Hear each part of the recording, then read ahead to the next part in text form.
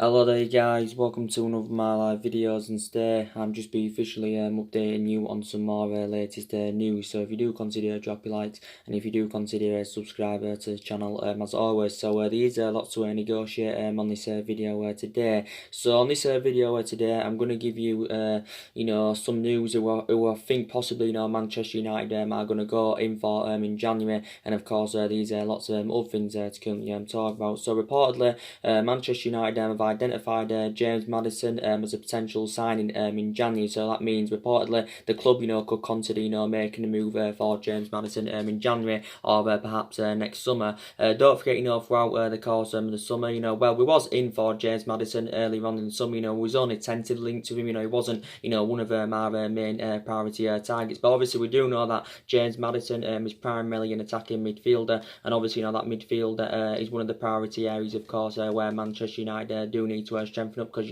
we haven't really got a backup to Paul Pogba. I was reading reports earlier on this week, and it did say for us to have any chances of getting James Maddison in January or next summer, reportedly Manchester United would have to maybe pay in the excess of around £80 million, and obviously that is a substantial amount. So basically Leicester would demand a similar fee to what they demanded for Harry Maguire, because obviously we paid around £80 million for Harry Maguire. So obviously in that aspect we've already done business with Leicester. I do believe Liverpool and Manchester City have also been interested in James Maddison. I think Leicester do know deep down how much an imperative player he is. Like I said, he primarily plays as attacking midfielder, but he can also play on the left hand side. So Brendan Rodgers has put James Maddison on the left hand side quite a few times. Obviously this is his second season in the Premier League with Leicester. Obviously it was his debut season with Leicester last season. Obviously he was involved in 14 goals last season, was James Maddison. I do believe he also created more chances than any other player in the Premier League. So I think he created around 100 chances in that. And he's the type of calibre player that Manchester United do need, because I think he'd address our deficiencies in that midfield really well. Obviously it's beneficial as well because he is Premier League proven. I think he's still got 4 years left on his current contract with Leicester. I do believe Leicester paid around £20 million for him from Norwich last summer, and he did serve a good couple of years in the Championship with Norwich. I think there was quite a few teams monitoring James Maddison when he was a youngster at Coventry, because he initially began his career with Coventry. I do believe he also had a loan spell in Scotland with Aberdeen, but he is only 22 years of age. And I do believe Ole Gunnar Solskjaer will want to continue the pursuit of young homegrown players, because Solskjaer worked out his transfer strategy early on in the summer, and he did say he wanted to recommend a number of young players to the football club. But there's still areas in the squad where Manchester United are lacking. So there's a possibility that James Maddison could be Ole Gunnar Solskjaer's next signing, because you can still quite frankly say Ole Gunnar Solskjaer is in the process of rebuilding this Manchester United team, and I do believe Man United need to give him a bit more time to make a further more investment. But I'll credit Ole Gunnar Solskjaer in the aspect that he did recommend 3 good signings in throughout the course of the summer. We spent over £140 million on Daniel James and Wan-Bissaka, and of course on Harry Maguire. And we have seen glimpses of what good signings they've proven to be so far. And I think it's good in the aspect that we have addressed some of the we did address some of the problematic areas. We got that experienced centre half in, we got that right back in, but we didn't address all of the problematic areas. But I did say it was going to be extremely difficult for us to address all the problematic areas in one summer transfer window. But like I said, Daniel James has had a fantastic start to his Man United career. He's already scored 3 goals so far this season. Actually, didn't score yesterday in the game against Leicester, but if he had scored, he would have been the first player since Ole Gunnar Solskjaer to score in his first 3 Old Trafford games. But yeah, Daniel James has been absolutely fantastic. I still say as a prospect he needs time to develop, and he's still improvements needed in his game, but he is only 21 years of age, and obviously I think he's replicating so far with Man United what he did last season with Swansea, because he only made his senior debut back in February 2018, and it was good that Daniel James scored on his competitive debut against Chelsea on the beginning of the season. And Wan-Bissaka, a lot of people believe he's been one of our most consistent signings so far, and Wan-Bissaka has been absolutely fantastic. It was good that he played in the game yesterday against Leicester, because obviously prior to the game there was doubts he could have missed, because don't forget the other week he had to withdraw from the England squad the down Wan-Bissaka over back injury, and obviously in that aspect that prevented him from making his England senior debut. But Wan-Bissaka's distribution's good. He shows that ability to play out from the back. back, and I think he's addressed that right hand side, fantastically well. And he's not a liability at all. I think he's very reliable, and I think his valuation will continue to grow if he does keep this consistency up. But the club paid around £50 million for Wan-Bissaka, and with Harry Maguire, I thought he did quite well yesterday. I thought he was actually one of the best players on the pitch yesterday. Harry Maguire, obviously, he was reuniting with Leicester yesterday. Obviously, Manchester United paid £80 million for Harry Maguire. Maybe we did overpay for Harry Maguire, but anyway, we're known for overpaying for players. Obviously, we've spent big on players, but like I said, we're a massive club. We've got massive revenues. We can basically afford to do that. But yeah, we did overpay for him, but I think he's going to succeed as a Manchester United player, and I think him and Lindelof in our backline so far, complement each other, fantastically well. So yeah, it's good that he brought 3 good players to the squad. So in January, we've obviously got to get at least one midfielder. We may even go in for a right winger in January, because don't forget, for the majority of the summer, I was in search for a right winger. But I do believe, the players, we was in for throughout the course of summer. Not all of them, maybe some of them will probably reignite our interest in them anyway in January or next summer, because there was a lot of players on our agenda, throughout the course of the summer, who we didn't manage to get. Like I said, James Maddison, reportedly, we've been interested in him, since June. Don't forget, we inquired about getting the likes of Dybala and Mandzukic, and that. Obviously, we were seeing them two as possible replacements for Romelu Lukaku. Obviously, Jadon Sancho, was in for him early on this summer. We actually identified Jadon Sancho as our number 1 priority target, back in January. But obviously our move got screwed to Jadon Sancho, with our failure to qualify for the Champions League. The reports emerged out quite a while back saying that Jadon Sancho, will leave Borussia Dortmund next summer. So obviously that means, he will be staying at Borussia Dortmund for this season. If we are to reignite our interest in Jadon Sancho, I believe we'll go in for him next summer. We're aware that is going to cost the club a substantial amount. We'll probably have to pay around £100 million, to have any chance of getting Jadon Sancho next summer. And obviously it also depends on whether we can qualify for the Champions League this season, which is very, very imperative. But I did say at the time we was in for Jadon Sancho, I would have been excited about the prospect of Jadon Sancho, playing alongside the likes of Rashford, Martial and Daniel James in our attacking line, because I think they're blending very, very well together. Jadon Sancho's got a hell of a lot of development in him. He's only 19 years of age, and this is now his 3rd season at Borussia Dortmund. He's had 2 good seasons with Dortmund. He's on the contract with Dortmund until 2022. But the beneficial thing is as well that Jadon Sancho, has already had experience of playing in the Premier League. Don't forget, he served a couple of years with Manchester City, but he never got a short first team opportunities at Manchester City, and this is the main factor reason why he left Manchester City, of course, to join Borussia Dortmund. Borussia Dortmund got him for next to no. They only paid around £7 or £8 million in, but Jadon Sancho is primarily a right winger. He can play in centrally, but he is primarily a right winger.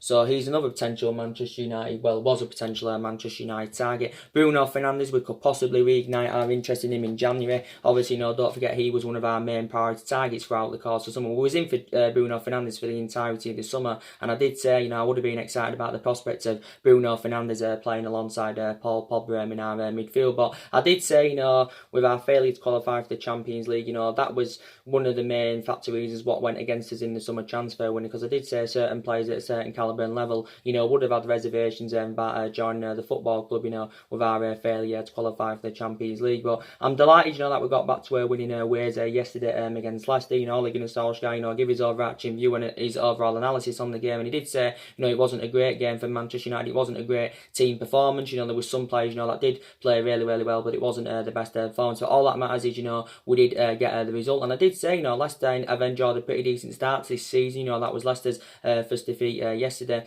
but it is a really, really good result. I know it was only 1-0, but it's good that we also kept a clean sheet. Obviously, Ole Gunnar Solskjaer yesterday had to make alterations in the squad anyway. Obviously, reflecting on the amount of injuries we had.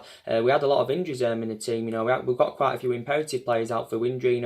Obviously Pogba's out with injury, Anthony Martial's out with injury. Solskjaer confirmed in his press conference, obviously, that them two, would be out. Luke Shaw, I think's out for the next week or two. I don't know if he's going to be fit enough, for the game against West Ham. Luke Shaw. Don't forget Diego Dalot is still out over a groin problem. Lingard, he didn't play yesterday due to illness. And so yeah, we have got quite a lot of injuries in the team.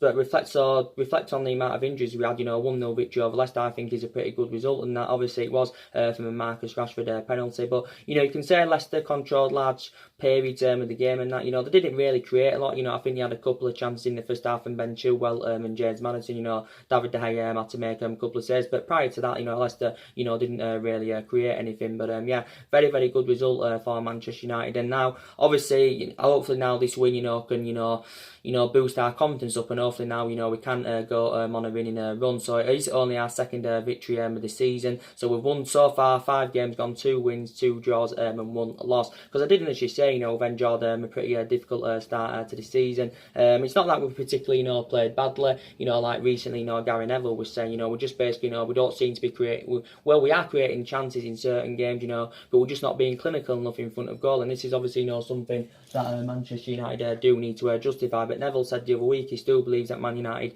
are on the right track under Ole Gunnar Solskjaer. But I did say at the start of this season that our expectations this season definitely will be to finish in that top 4. I actually said at the end of last season our expectations this season will be to finish in that top 4, because analysing our current squad at the moment, it isn't good enough to win the league or challenge for the league. But I do believe it's good enough for a top 4 finish. But I do believe our aspirations will be that top 4 in the next couple of seasons and that. But hopefully we can get that top 4 this season. But like I said, we have got big ambitions for the future, and obviously Ole Gunnar Solskjaer wants to get Manchester United back to winning silverware, and this is obviously something he wants to bring back to the football club. He wants to bring that fear factor back to the club. He wants to bring that winning mentality back to the football club, and that. I know a lot of people have got doubts about it. Solskjaer did say earlier on in the summer, he is following Alex Ferguson's philosophy. But like I said, with the dimension and the history of this football club, we should be up there competing, and of course, winning silverware and that. And obviously, reflecting on the amount of money that's been invested into the football club in the last 6 years or so since the Alex Ferguson era, we should be in much more of a commanding position. But I'll back Ole Gunnar Solskjaer all the way. Like I did initially say, we're not really known for the sacking club, and we haven't got the structure, to really keep sacking managers, as I do keep saying. But despite the fact, that already 3 managers have been sacked, since the Alex Ferguson era, obviously we've had different managers with different philosophies. But we love Ole Gunnar Solskjaer a lot. He was a great player for Manchester United for 11 years. He flourished under Alex Ferguson's guidance, and he was a great player for the football club. And that I've got other element of concerns about Solskjaer. He hasn't really got the experience as a manager. Not really to the highest level. So that's another element of concern. He did win a couple of Norwegian titles with Mold. He only had a short tenure with Cardiff and that. But I still, will back him all the way. So I did initially say if we're not competing for the top 4 by January, there's a possibility chance he could be sacked. Or if not, the pressure, will increase on him more. But for me, he does need more time, to make further more investment. Because analysing the majority of the squad, it is, not Ole Gunnar Solskjaer's. But I do believe, at the start of the season that I think the board, they come to terms, they realise, that Ole Gunnar, they didn't back Ole Gunnar Solskjaer enough, throughout the course of the summer. So I think, the board have assured that Ole Gunnar Solskjaer, should be back in January and maybe perhaps next summer.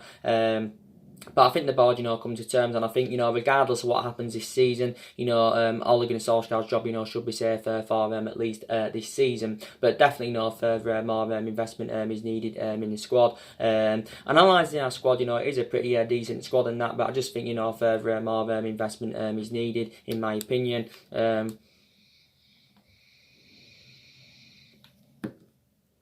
But, even though we haven't had a great start to the season, I still think, these players, that have performed quite well, even though we've had a pretty bad start to the season. Quite a lot of players have underperformed, but some have played really, really well. Like I said, Daniel James has been good, Bissaka's been good, Harry Maguire's been good. I think Martial, before he sustained his thigh injury, I think, he's been good, so far this season. Martial has now scored 50 goals for the football club. Obviously, Anthony Martial is in his 5th season as a Manchester United player. Obviously, don't forget the club giving him new contract back in January, so he's under contract with the club until 2024. But I think Martial, before he sustained this injury, now I think he's had a great start to this season. And then if he can avoid sustaining any more injuries this season, he can keep the consistency up. I do believe he can score from at least between 15 to 20 goals this season. Can Anthony Martial? Obviously, Anthony Martial will be hopeful himself that he can regain full fitness for the game against West Ham, because obviously he has missed the last 2 games, just like Luke Shaw has. But he confirmed at the start of the season that Anthony Martial has been given that number 9 shirt, so he's playing more central this season. And for me, he seems to be more effective in that central position. Obviously, as that got proven,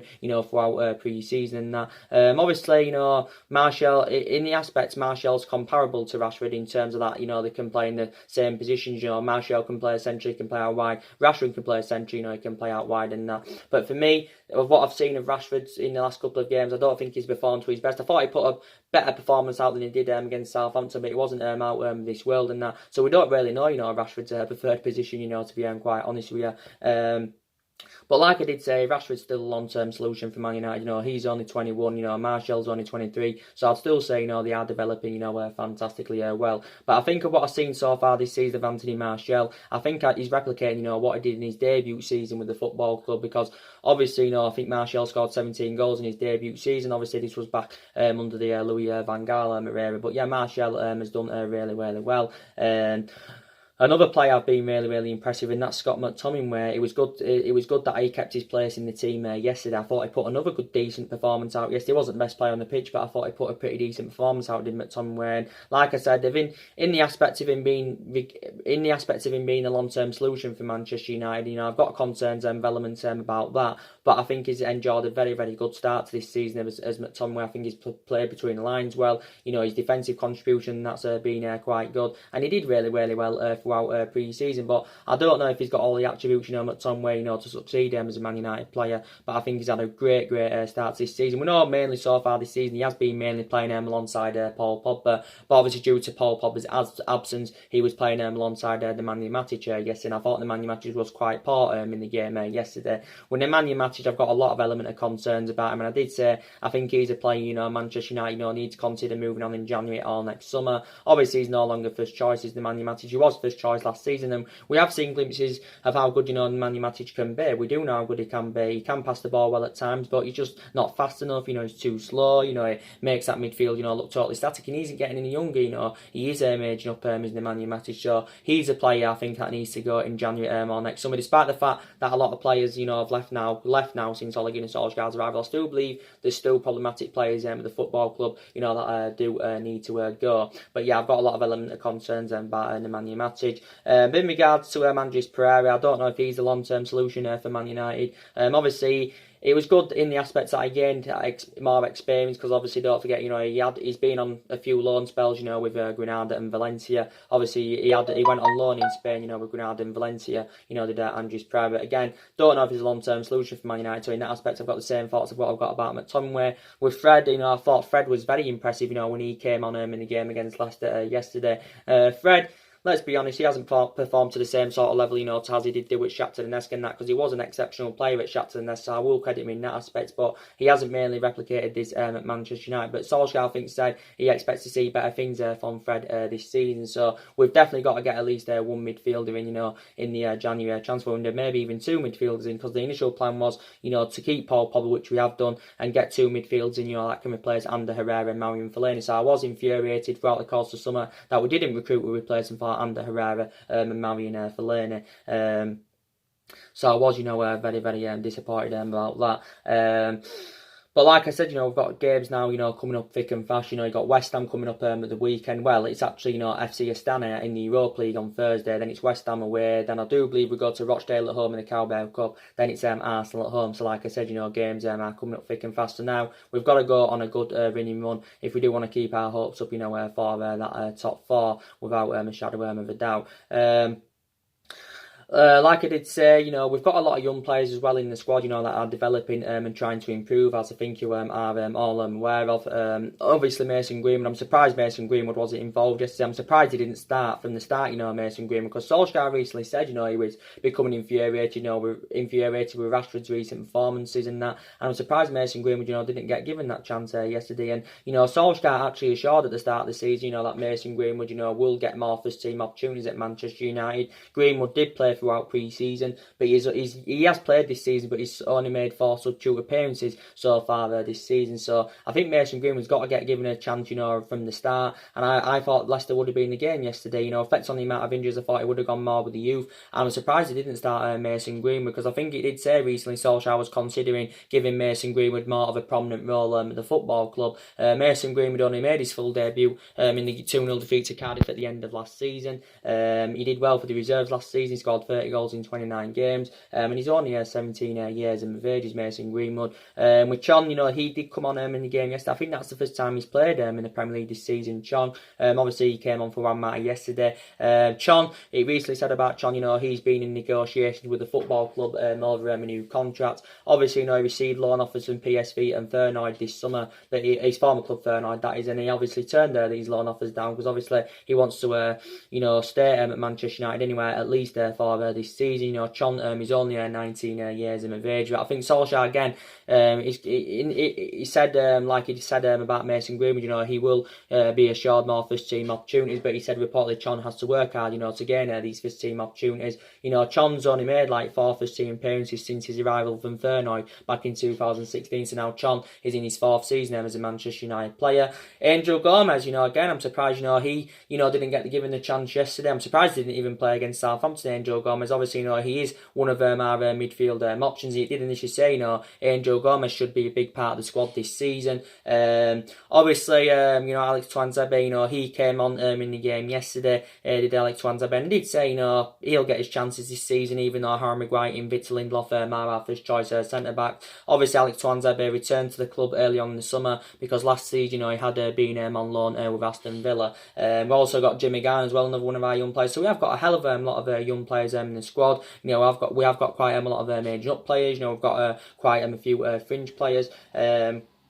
But for me, if we get top 4 this season, I'll give me overall analysis on it, and I'll say, Manchester United have had a good season, and like I said, if we're not competing for the top 4 by January, that could go against in that aspect of getting our number 1 targets in January. Don't forget about that. But I do believe Solskjaer had spoken about our recruitment policy earlier on in the summer. He'd spoken about our recruitment policy and analysed it. It isn't too good, to be honest with you, because obviously prior to this summer transfer window, wasn't competitive enough in the other windows. We didn't get anyone in January. Obviously, we didn't get our number 1 targets last summer. So in that aspect, that was very, very disappointing. But we've actually failed to qualify for the Champions League, 3 times out of the 6 seasons, since the Alex Ferguson era.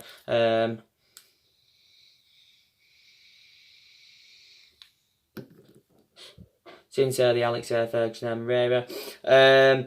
Like I said, we've heard good news in regards to David De Gea earlier on this week. Obviously, it was stemming from Duncan Castles. Duncan Castles, tends to be reliable, the majority of the time. I know he jumps too early on certain stories, like he did do early on in the summer, with Harry Maguire and Wan-Bissaka. But he reportedly says that David De Gea has signed his new long-term contract with Manchester United. We all know it hasn't been officially announced yet. It should be announced either sometime this weekend or maybe early next week. Sometime it should be announced. He said it should be officially announced maybe within the next 24 hours. But with David De Gea now on the verge of signing this new deal, it ends speculation regarding his future, and David De Gea is committing his future with Manchester United, which is very, very good news. Reportedly, David De Gea is going to sign a 4-year deal, as you all know, with an option of a 5th year. Obviously, he's going to get an increase in his wages. I think he's going to earn a basic salary of around 250 grand a week, potentially rising up to 350 grand a week, with performance-related clauses.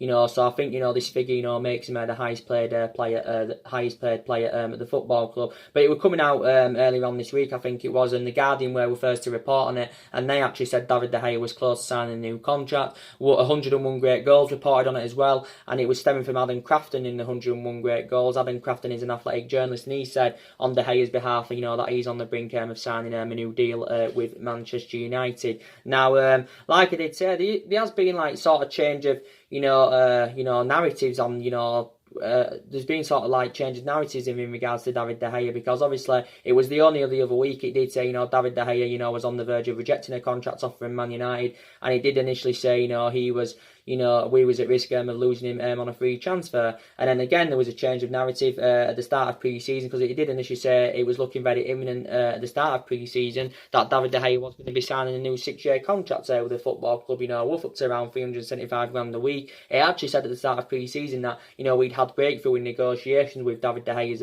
agent, George Mendes. But like I did say anyway, we've been in negotiations of getting David De Gea a new contract now for over a year, definitely for even over over a year and a half, we've been, trying to get David De Gea a new contract at the football club. For large periods, David De Gea was, looking for around 350 grand a week. For large periods, don't forget, Man United were not willing to meet his £350,000 a week wage demands. But then, obviously, at the start of pre-season, we decided, to meet his £350,000 a week wage demands. But like I did say, if David De Gea would have left the club, I did say, it was very imperative, that we did get a replacement for him and that. Because we've got, a couple of backup goalkeepers. We've got Romero, that's obviously our second choice goalkeeper. Obviously, we've got, Lee Grant, obviously, Lee Grant is out with injured, but I did say Romero is a good goalkeeper, but he isn't reliable enough, to come out on one goalkeeper. And obviously, Dean Henson and Joe Pryor are both out on loan. Dean Henson's gone back out on loan to Sheffield United, and Joe Pryor has gone out on loan to Hearts in Scotland. So if he had the left,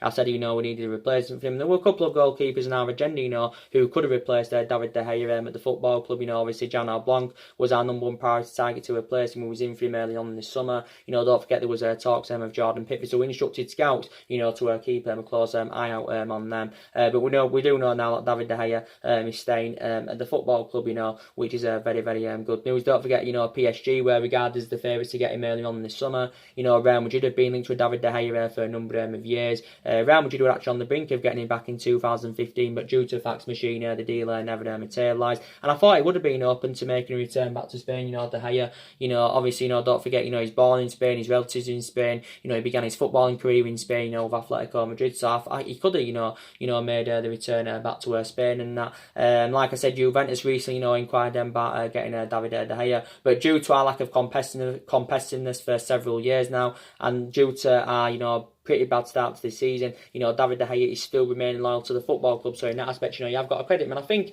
he wants to stay at Man United because obviously, he does love the football club, does De Gea. And I think Ole Gunnar Solskjaer's admired his fantastic career he's had with the club. Solskjaer did, as you say in his press conference, that, he's confident, that David De Gea, will sign a new contract with the football club. And Solskjaer, anyway, wants him to stay because Solskjaer knows how imperative, David De Gea is. And David De Gea has been at Manchester United 8 years. He's now into his 9th season as a Manchester United player. And analysing it, I think he's enjoyed 7.5 good years at the football club, and I think he's been a bit average in the last 5 or 6 months or so. He was inconsistent in the last couple of months of last season, but that was mainly to do with the contractual situation. And David De Gea is still 28 years of age, and he has still got a hell of a lot of development in him, and he is still, even though his performance hasn't been great, in the last 5 or 6 months, I still say he's regarded as one of the best goalkeepers in the world. Is David De Gea. I think he made his 367th appearance for the club yesterday in the 1-0 victory against Leicester in all competitions. That is, I think he's registered 130 clean sheets in all competitions, and just over a century of clean sheets in the Premier League. But like I said, his current deal, was due to actually expire at the end of the season.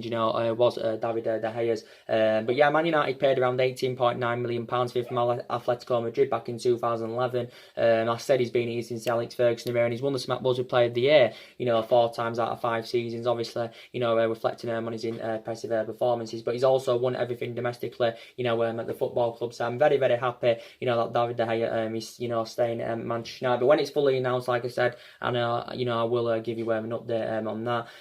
Like I updated you earlier on this week, in regards to the new director of football at Manchester United. Obviously, we was in for a new director of football earlier on in the summer, and there was quite a few names, linked with that director's role. Patrice Evra, Rio Ferdinand, Darren Fletcher. There was also talks about Paul Mitchell, getting that director's role and that earlier on in the summer, because obviously I would have wanted to appoint a director of footballing, because I did say at the time it was very imperative, that we did get a director of footballing, because I said, we need a structural change in that the football club. But recent reports indicated out, as you all know, this week, and a lot of people would have updated you like I did myself, and reportedly, Edward is still in the search for a new director of football, and reportedly did say he identified, Edwin van der Sar as his number one priority target, to become, the new director of football at Man United. And I think Ed Woodward is obviously, going on the experience and that, because obviously, Edwin van der Sar has got that experience. He's been CEO at Ajax since 2016, and now he's into his 4th season at Ajax. is Edwin van der Sar. And obviously, I think, Man United and Ed Wood would have been satisfied, with the work he's done at Ajax. Plus, Edwin van der Sar knows the traditions of Manchester United, because don't forget he served 6 years at Manchester United as a goalkeeper, did van der Sar and that. It's not assured he will come in as the new director of football, but there was just a lot of rumours speculating on it, earlier on this week and that. But I did say, if we had to get one in, we need to get someone who knows the culture of the club, someone who, of course, has got that experience. And I think Edwin van der Sar in that aspect is very reliable, and I think he would be reliable, to oversee our transfer business and that. There's question marks around it, maybe if we'd have got the director of football in early on this summer, then maybe, Ole Gunnar Solskjaer, would have been back tomorrow and that. But no much really more information is updated in regards to the new director of football. Not really, to be quite honest with you.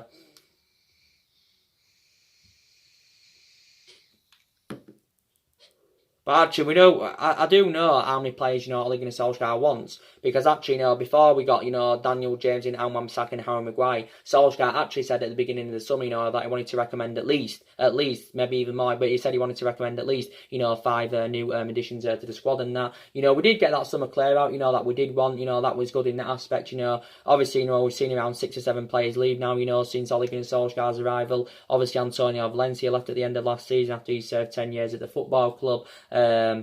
It was good that we got rid of him, because obviously he needed to go anywhere, because he initially lost his place in the team. Last season Valencia didn't really play, due to injury for half of the season at least. Obviously Chris Smalling left. He served 9 years at Manchester United, but despite the fact Chris Smalling's left, we've still got 6 centre backs in the team. Damien left. I wasn't surprised that Damien left the football club. Obviously he's returned back to Italy, where he spent the majority of his career anyway. Before he came to Manchester United in 2015. I wasn't surprised he left, because obviously with Surface 2 requirements at the football club anyway. I'm just surprised, of how much we let him go for, basically. I know he only had a current, he had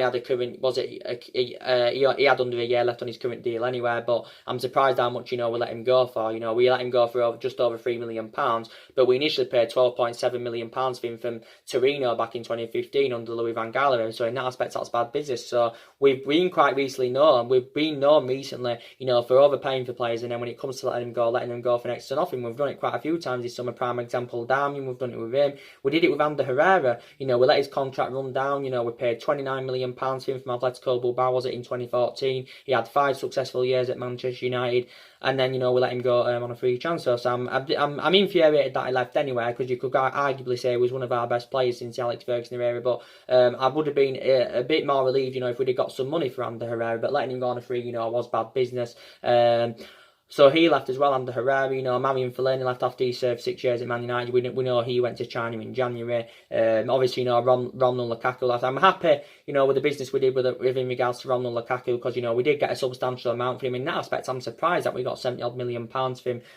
When he was surplus to requirements of the club. Lukaku did score 42 goals in 96 games, of the club. In his 2 seasons he did serve with Manchester United. I'm surprised we got £70 million for him, but I'm happy we recouped the money that we did pay for him from Everton a couple of years ago, and he still had initially 3 years left in his contract with Man United, did Lukaku, when he was here, but we do know now he's gone to Inter Milan. Still, you'll get some Man United fans still saying maybe we still need a replacement for Lukaku. With Sanchez, I'm glad, he's gone out on loan to Inter Milan, because obviously we know that Sanchez, obviously, was one of the problematic players. The only way we would have got rid of him was putting him out on loan, because we would have found it extremely difficult to get rid of him permanently, obviously, affecting him on his substantial wages. But despite the fact that he's on a 10-month loan with Inter Milan, Man United, I think, are still paying the majority of his wages. I still believe we're paying him around £300,000 a week, even though he's on loan with Inter Milan. Inter Milan agreed to pay, some of his wages. I think they've agreed to pay around 4.5 million of his 21 million annual salary. But despite the fact, obviously he's gone on a 10-month loan. We know that. We've obviously paid as well, to get him out on loan. I think the club paid around £6 million to get him out on loan. But Sanchez probably will do good in Italy anyway. I haven't seen him so far since he's joined Inter Milan.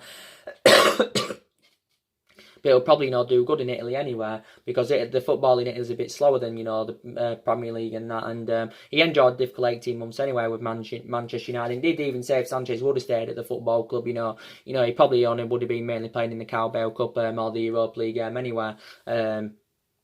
and that. So he was service to requirements at the football club anyway, was Alexis Sanchez. So, I'm glad he left the football club. Like I said, a couple of goalkeepers gone out on loans. Quite a lot of players now, like I said, have left, since Ole Gunnar Solskjaer's arrival. But as I say now, these still players now that do need to leave, who I don't think are good enough for Manchester United. Ashley Young, he's obviously, now he's 34 years of age. I think he's 35 next year. He's past his sell-by date. I'll credit Ashley Young. I thought he played really, really well yesterday. Obviously, Ashley Young's no longer first choice. He was first choice right back last season. Obviously, before the arrival of Aaron Wan-Bissaka, but since the arrival of Aaron Wan-Bissaka, obviously Aaron Wan-Bissaka is our first choice right back. But it's obviously reflecting on the injuries we've got at them full-back positions. This is why obviously Ashley Young's been got given game time in the last couple of games. He's obviously played at left back in the last 2 games. Ashley Young, and obviously, he has been captain the team. But like I said, this should be his last season as a Manchester United player. Could retire from football at the end of the season, believe it or not. Don't forget the club gave Ashley Young a new 1-year extension last season. He's a problematic player though. Jones, problematic player. I can't really see the point in Jones being here now, so I think we need to consider getting rid of him in January or next summer. Phil Jones, obviously he's been a long term and he's been here now. I think he's been here 8 years. I think he's now into his 9th season as a Manchester United player. So Jones has nearly been at the football club a decade, and obviously you remember we got him from Blackburn, was it back in 2011 and 2012. We have seen glimpses over the years of how good he can be, but obviously he's going to find it very, very hard now to get there in that mix, in that back line. So we give him a new long-term contract, don't forget last season. So maybe we could cash in for Jones. Maybe we could get maybe around 10, 11 million pounds for him. But he's one player for me that definitely needs to leave the football club. And in regards to Marcus Rojo, again, the club can cash in for him in January or next summer. Rojo, I can't really see the point in him being here, to be quite honest with you. He's found game time very, very difficult. He hasn't played in the Premier League so far this season. He did play throughout pre-season, did Rojo, and he did well in pre-season, so I will credit him in that aspect. Obviously, if Aaron Wan-Bissaka, wouldn't have been, fully fit, to play yesterday, then maybe Marcus Rojo, would have been, played, and that he may played on the left hand side, because don't forget Rojo's versatility, and that's really, really good. He's primarily a centre back, but can also play on the left, can also play as a wing back, so his versatility, and that's really, really good. I do believe Rojo is around 29 years of age now, just got under 2 years left on his contract, but I think he's a player that does need to go in January or next summer, and that. Obviously Everton inquired about getting him on deadline day. I do actually believe Rojo went to Everton's training ground to inquire about going there. We put around a £25 million valuation on him on deadline day. There was other teams interested in him though. I think Marcella, Monaco, and AC Milan inquired about Marcus Rojo, but Rojo has sustained quite a few injuries as a Manchester United player, so I believe he's another problematic player. Like I said, Nemanja Matic is another problematic player. In regards to Jesse Lingard, like I said, he didn't play yesterday. Also didn't start the game against Southampton. It came on as a substitute. Jesse Lingard, like I said, I was glad he didn't play anyway, even if he would have been, if he wouldn't have been ill and he recovered from his illness, I still wouldn't have wanted him to play. Obviously, due to his inconsistency, Lingard's been poor, so far this season, the games that he has participated in. I still say is a long-term solution for Man United. Obviously, his first choice over Juan Mata, and that, is Jesse Lingard. But Juan Mata, even though Juan Mata's no longer first choice now, I think he's done really, really well in the games that he has played in. I think he did well in the last couple of games of last season, did Juan Mata. Obviously, Juan Mata is staying at the club. Don't forget early on this summer, Mata signed a 2-year contract, with an option of a 3rd year and that, which is very, very good. I'm surprised we give him, that. I'm surprised we give him a 2-year contract with an option of a 3rd year, reflecting on his age, because I think Juan Mata is now 31 years of age. But I think Juan Mata has enjoyed a good time at Man United. I think he's had a good career with the football club. Obviously, he's now into his 6th season as a Manchester United player. I do believe Juan Mata, I think he's made about 220 appearances for the club in all competitions. I think it's something like that. I think he's scored... how many goals has he scored? I think he scored around 45 goals for the club or something like that anyway. But he's been very, very consistent as Juan Mata. At one point he was looking imminent. He was going to be leaving. There was talks about him, returning back to Spain early on. The summer there was talks about him going to Barcelona. Because don't forget, he began his career in Spain in Juan Mata, with Real Madrid, Valencia. He actually played under Unai Emery's guidance at Valencia, when he was a lot younger. He was at Valencia from 2007 to 2011. Then he had 2.5 good years there with Chelsea. Don't forget, Juan Mata. I think the club paid just under £40 million for him, but I think his valuation has been. I think what we paid for him, it's been worth what we paid for him basically, because he's been very, very consistent for the football club.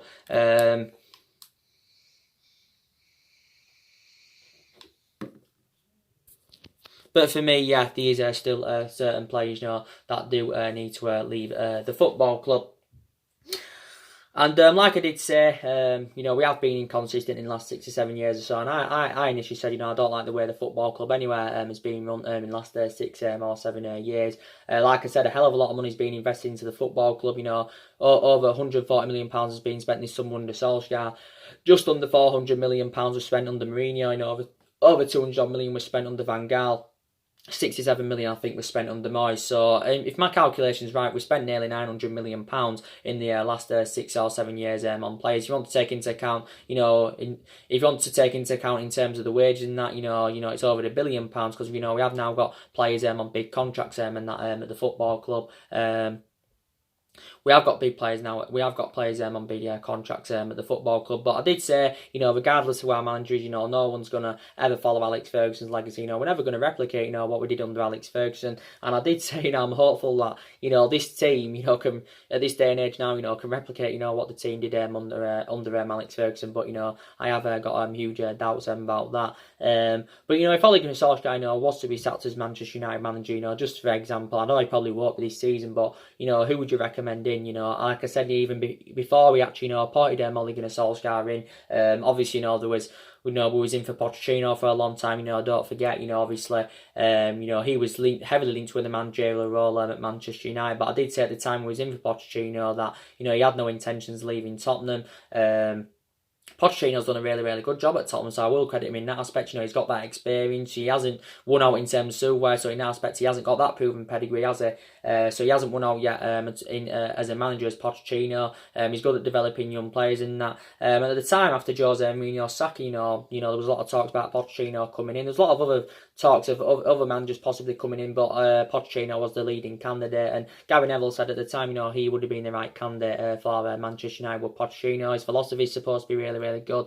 But obviously, our preference was Ole Gunnar Solskjaer over Pochettino because the difference is Solskjaer knows the culture of the club, Pochettino doesn't. And obviously, Ole Gunnar Solskjaer was a cheaper solution anyway. We paid a couple of £1 million to get him as interim manager, last season. Obviously, he was interim manager for 3 months. And, he did really, really well in that 3-month period. He exceeded expectation levels. He got the best out of these group of players, and the results were really, really good. And we was getting, and in that period, that 3-month period, we were getting glimpses of the Alex Ferguson era and that. But then it's just seemed to have all gone wrong basically since he got the job in March early on this year. Obviously, we paid a further £7 or £8 million to Mull to give him the job permanently. But if we, with Pochettino, I think it reportedly said with the time we was in for him, we'd have had to pay around £35 or £40 million, a commission, to get Mauricio Pochettino. And don't forget, we was also, monitoring Zinedine Zidane at the time. But yeah, I will back Ole Gunnar Solskjaer all the way. Yeah, I will back him all the way. Some people maybe believe if he's given the time, Solskjaer can maybe emulate into Jurgen Klopp. Because analysing Jurgen Klopp at Liverpool, it took him, he didn't win out in his first few years with Liverpool. He won his first major honour with Liverpool last season by winning the Champions League, and that Liverpool have now won their 6 Champions Leagues. And Liverpool invested well in the last couple of seasons. They didn't make any signs this summer, but in the recent windows in January and last summer, they did a really, really good investment. And Liverpool have enjoyed a really, really good start this season. They've won 5 out of 5, so they've registered 15 points from a possible 15 so far. Liverpool could win the league this season. They come close. Last season to Liverpool. Liverpool haven't obviously won a league for 30 years. Liverpool did win yesterday against Newcastle 3-1 at home. City, surprisingly lost to Norwich 3-2. So I think that's City's first defeat this season. I still believe City will be up there. Obviously, Chelsea winning away at Wolves 5-2 yesterday. So yeah, there was quite a lot of goals in the Premier League, yesterday and that. But yeah, between Liverpool and City, this season for the league, just like it was last season. So it'd be similar, to last season. But all that matters is, we just hope Manchester United, can get in that top 4, and that's very, very imperative. Like I said, I've been also frustrated with a lack of silverware, in the last 6 years or so. We haven't really won much, we haven't won out so far under Ole Gunnar Solskjaer, we haven't won out under Ole Gunnar Solskjaer.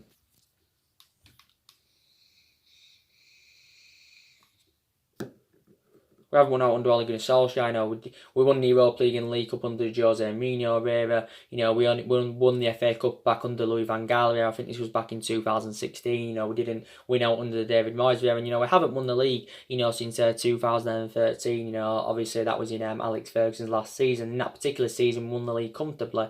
You can arguably say it was Robin van Persie, you know, that won his league that season. You know, reflecting on the amount of goals, you know, that he basically scored. But like Solskjaer said, you know, early on this summer, you know, he was looking to build a squad anywhere, you know, worthy of the club's history and that.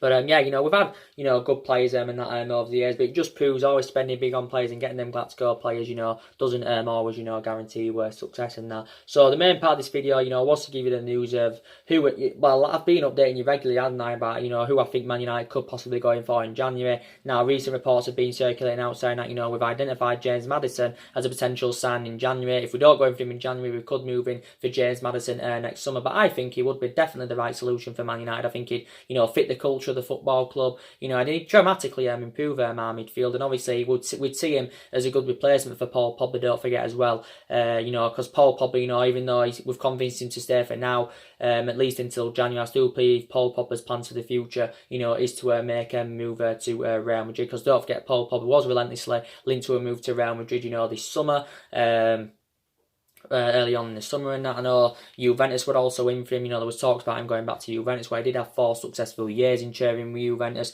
Hasn't mainly replicated this at Man United. You know, don't forget, you know, a recent report said that Paul Pogba had agreed to move to PSG. I think it was before deadline day. He agreed around a £429,000 a week deal, but the move never materialised there because of the Neymar saga. And I think Barcelona were also in for him, because Paul Pogba's brother recently revealed that. Paul Pogba's brother recently revealed that, you know, Lionel Messi, Paul Pogba had spoken to Lionel Messi. Don't forget, Paul Pogba, you know, missed the game against Leicester yesterday. That made a huge difference in our midfield. Obviously, you know, Paul Pogba withdrew from the fan squad the other week. Obviously, we do know that he's out with an ankle injury, but hopefully, you know, he can regain a full fitness, you know, for the game against West Ham. Very, very hopeful about that. You know, there's been possible talks about us, you know, renewing Paul Pogba's contract at the football club. I think Paul Pogba's agent, Mini Raiola, has been negotiations, you know, with the football club over the possibility of renewing Paul Pogba's contract, and obviously, you know, regarding Paul Pogba's future and that. Reportedly, it said as well, Adidas, you know, they had a big part to play in Paul Pogba staying, because Adidas wanted him to stay at the football club because they believe it's better for them commercially, and you know, Adidas intervened in his transfer to Real Madrid. But you know, we're being ruthless in regards to the valuation, you know, about Paul Pogba. You know, we're going to be demanding the same amount, you know, as we demanded early on in the summer. So if we had to let Paul Pogba go in January, you know, we do want around £179 million. We said we wanted that around that valuation early on in the summer, and obviously, you know, Real Madrid were not willing to pay it, and that. So I did say that was a stumbling block of Paul Pogba leaving Man United, reflecting on the substantial amount we did put on him. Paul Pogba's played 4 games so far this season. I don't think he's before he sustained his ankle injury, I don't think he's had a pretty bad start to the season. He hasn't been out of this world, you know, he hasn't formed to the same sort of extent as Martial and Daniel James and Wan-Bissaka and Harry Maguire, but I still think he's done okay. Wasn't so good against Southampton. Did quite well in the other games he played in. Paul Pogba, you know, he obviously missed a penalty against Wolves, don't forget, and he was subjected to online racial abuse for that.